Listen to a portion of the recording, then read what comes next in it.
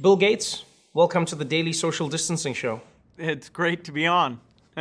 Let's jump straight into the first question that everybody would want me to ask. You delivered a TED Talk where you predicted pretty much what is happening now.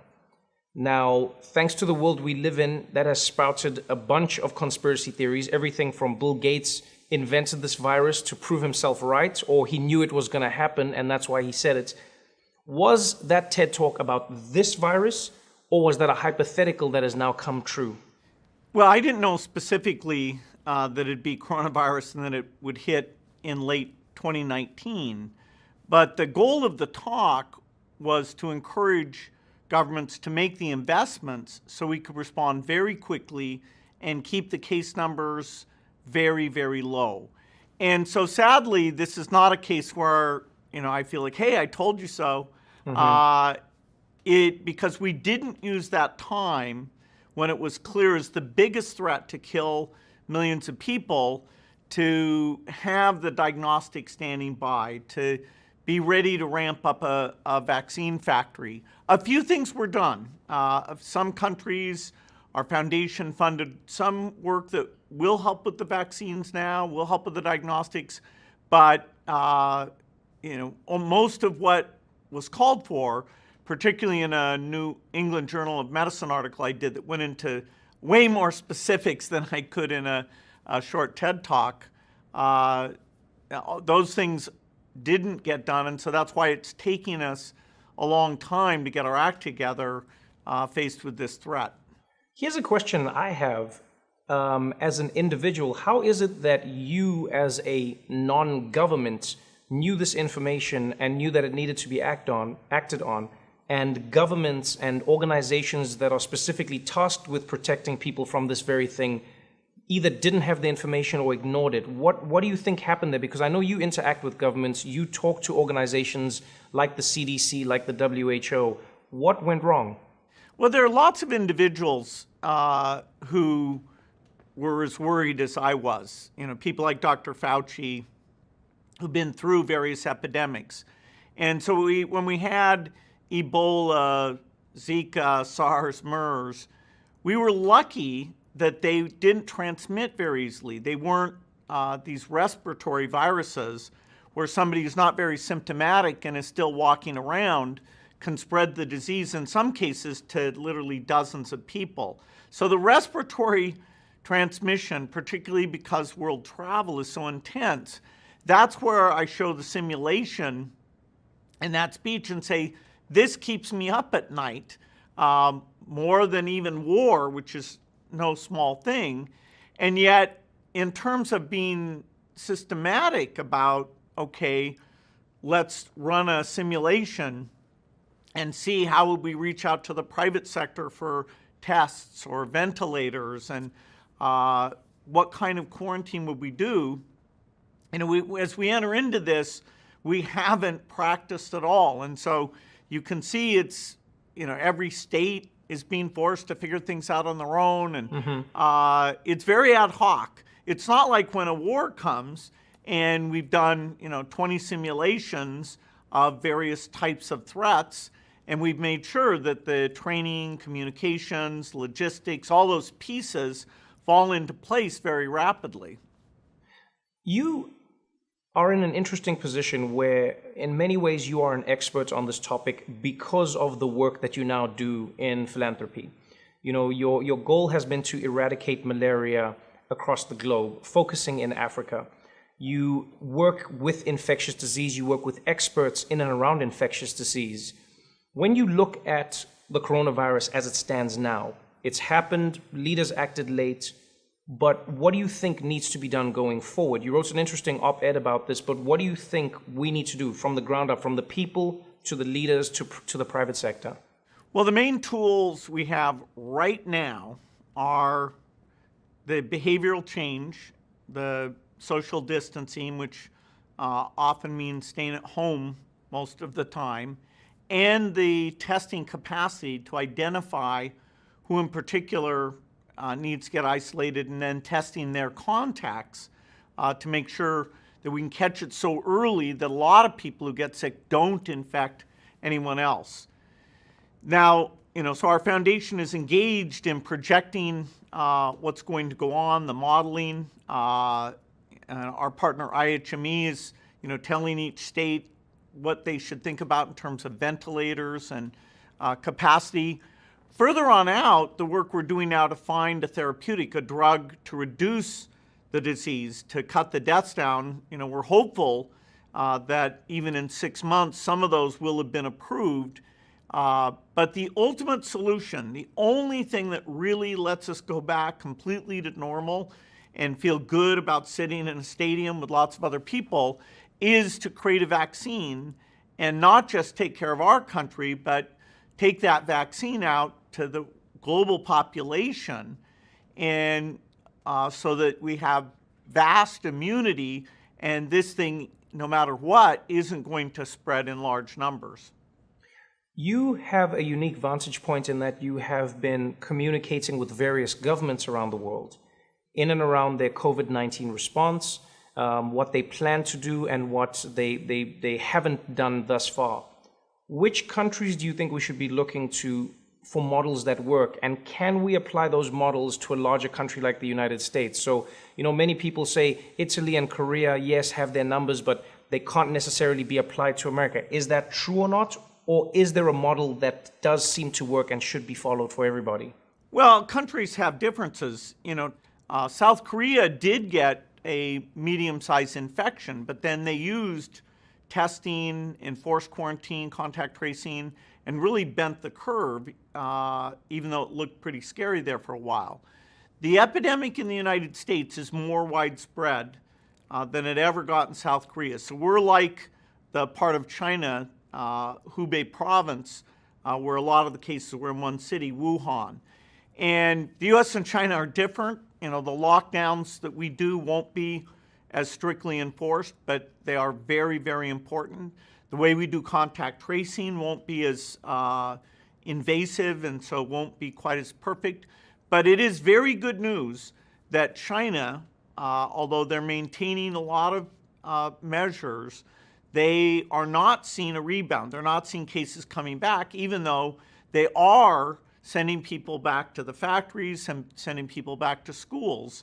And so thank goodness, if we're seeing a big rebound there, the idea you could keep it under control would, once you have a large number of cases like the US does and many countries in Europe, then it would seem almost impossible. So it can be done. China ended up with 0.01% of their population infected. Our goal is to stay so it's only a few percent, so at least the medical penalty isn't gigantic, even though the economic penalty will be very large. When you look at that balance between the economic penalty and the human penalty, there are some who have argued that the economic penalty will over time equal the human penalty. Now, you are one of the few people in the world where you actually have enough money to tell us about whether or not an economy shifting in this way or another way is going to cause mass deaths. But how do you think we should be looking at this? Because yes, there is an economy, and yes, there is human life, but where do you think the truth lies? Well, there isn't a choice where you get to say to people, don't pay attention to this epidemic. Most people, they have older relatives, they're worried about getting sick. The idea of a normal economy is not there as a choice. About 80% of people are going to change their activities. If you get the other 20% to go along with that nationwide, then the disease numbers will flatten, hopefully in the next month, and start to go down, hopefully in the month after that. And then when they've gone down a lot, then in a tasteful way, using prioritized testing, you can start to reopen a lot of things like schools and work. Probably not sports events, because the chance of mass spread there is quite large. Mm-hmm. And so to get back economically, taking the pain extremely now and telling those who wouldn't curb their activities, no, you must go along with the rest of society and not associate in a way that we have exponential increase in these cases, that is the right thing, even though it's extremely painful. It's unheard of, and there are particular businesses that it's catastrophic for. That's the only way you get so you can feel like you can say to the entire population, ideally in the early summer if things go well, yes, now please do resume, and we are, through testing, making sure that it won't spread in some very, very big way. So people will need the confidence that the system is working and smart people are making decisions, and over-optimistic statements actually work against that. What do you think most people are missing right now? Because everyone has an opinion, everyone from my mom to my friends to people online, everyone has an opinion on coronavirus because we have very few centralized sources that people trust. But what do you think people are missing about this virus and this moment and what we need to be doing as people? Because we know the basics: wash your hands, stay at home, stay away from other people, try to maintain a world where people are moving as little as possible. But what do you think we're missing that people might make a mistake and exacerbate what we're going through now? Well, the thing that needs to get fixed in the next few weeks is to prioritize our testing capacity, which is going up, but making sure the right people are being tested. That will guide us in a very deep way. And who are the right people? If you're symptomatic or somebody you've been in close contact with tested positive, those are the broad categories. Of course, in the front of the line, you have health workers or essential workers who have to go, keep the food supply, the medical system, water, electricity, internet, keep those things running for the people who are mostly at home. But that doesn't use up that higher percentage of the testing capacity. We have a lot of people without symptoms who are just kind of worried, and there we need to show them that until our capacity goes up a lot, they are going to have to wait. The worst thing we have is that if it takes you longer than 24 hours to get the test result, then you don't know, you haven't been told during the very key period where you're most infectious to take extreme measures. And so we've got to get not just the numbers up, that confuses people. It's the speed of the results. South Korea was giving those results in less than 24 hours. So if we have tests that are ramping up around the world, we're going to see the numbers going up. Now, some have said that number and the mortality rate or fatality rate can be deceptive because there are so many who aren't getting tested and are recovering, and so we don't really know how dangerous or how fatal this disease actually is. What is needed in the realm of testing? Like what I'm trying to say is, I understand that you want to get as many tests as possible, but once we've tested as many people as we have tested, what are we trying to get to as an end goal? Well, for rich countries that do the right policies, you should be able to plateau and get the cases down with less than a few percent of the population infected. China, South Korea, there are countries that absolutely have achieved that. And that means that your total deaths is actually not gigantic. Now, in developing countries, the ability to do lots of testing, to have the patients who have severe respiratory distress get treatment, and do this social isolation, for developing countries, it's far harder. And so, will these measures actually stop it from getting to a large part of the population? Places like India and Nigeria. I was talking to President Ramaphosa today, who's not only president of South Africa, he's the head of the African Union, and he's a very strong voice encouraging the countries there to act quickly when the number of cases is still fairly low, which is true throughout sub-Saharan Africa right now. When you look at where we are now, the one thing that we can't deny is everybody has dealt with the coronavirus on a different timeline. You know, not just across the globe. I mean, even within the United States, you have states like Georgia and Florida that have just implemented stay-at-home orders. You have many other states that haven't done it at all. Is this going to fundamentally undermine the efforts of other states and other countries that have shut themselves down? Because if the numbers dip in one country and another country hasn't had the same amount of shutdowns or people self-quarantining, for instance, if people from Brazil travel after this, or if people from, whether it's Belarus or Hungary or any other country where a leader hasn't taken it seriously, will that not undermine the effort completely? Is there a point to doing this when everybody isn't doing it? Well, sadly, at some level of wealth, there'll be countries that no matter how hard they try, they will have a widespread epidemic. And so, again, sadly, the richer countries that do contain the epidemic will not allow people from those countries to come in, unless they are quarantined or tested or prove they're immune. And so this is going to stop people going across borders very dramatically these next few years till we get to that full vaccination. Within the United States is different because we're not going to partition the country. And so therefore, we are all in it together. We can't do what we're going to do with foreign nationals, which is reduce the numbers a lot and have very strict screening there.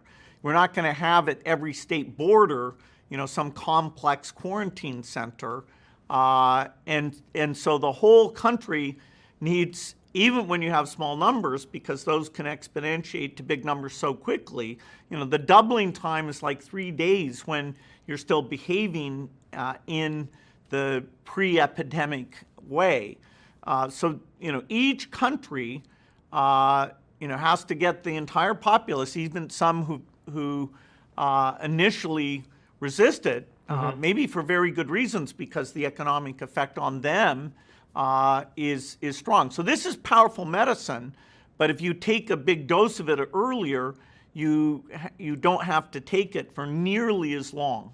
You were one of the first people to come out and donate a large chunk of money to fighting coronavirus or helping medical workers get the equipment they need. I remember the last I read it was yourself and your wife Melinda who had pledged over $100 million. It seems though that money isn't able to fix this problem. It seems like governments around the world are trying everything they can, but it doesn't seem like it can be fixed. What are you hoping to achieve in this moment in time? Well, if we get the right testing capacity, you can change by literally millions the number who are infected. And governments will eventually come up with lots of money for these things, but they don't know where to direct it. They can't move as quickly.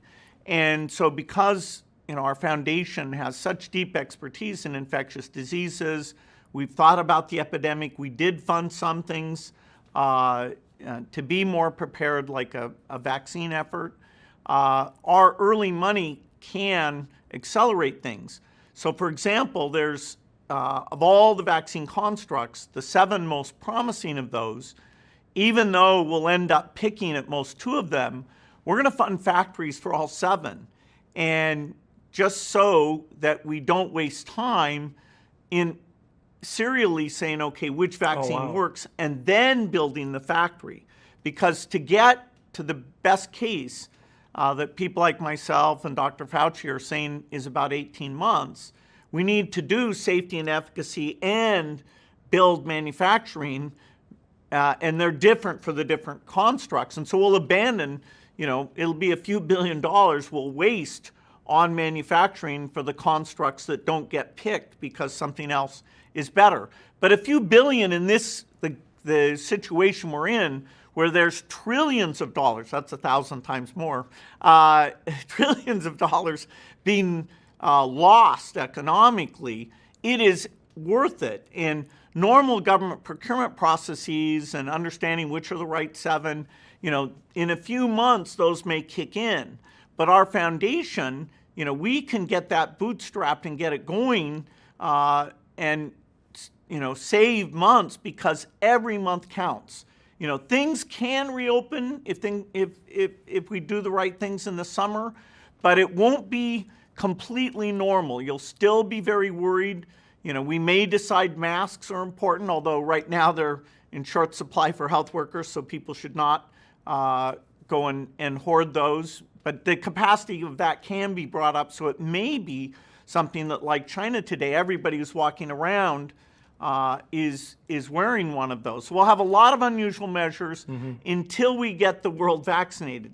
7 billion people, that's a tall order, but it is where we need to get to, despite a lot of things in between now and then, to minimize the damage. You predicted this pandemic almost to a T, and maybe it was because we were dealing with other things at the time, we didn't really pay that much attention.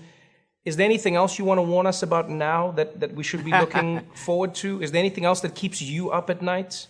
Well, this is a naturally caused epidemic, and as bad as it is, it looks, if you have reasonable treatment, to have a 1% fatality. There could be epidemics that are worse than that, including ones that aren't naturally caused, that are a form of bioterrorism.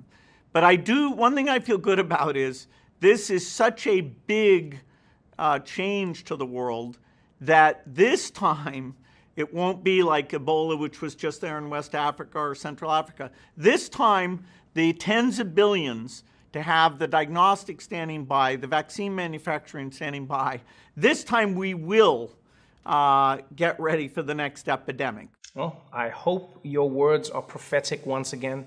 Thank you so much for your time.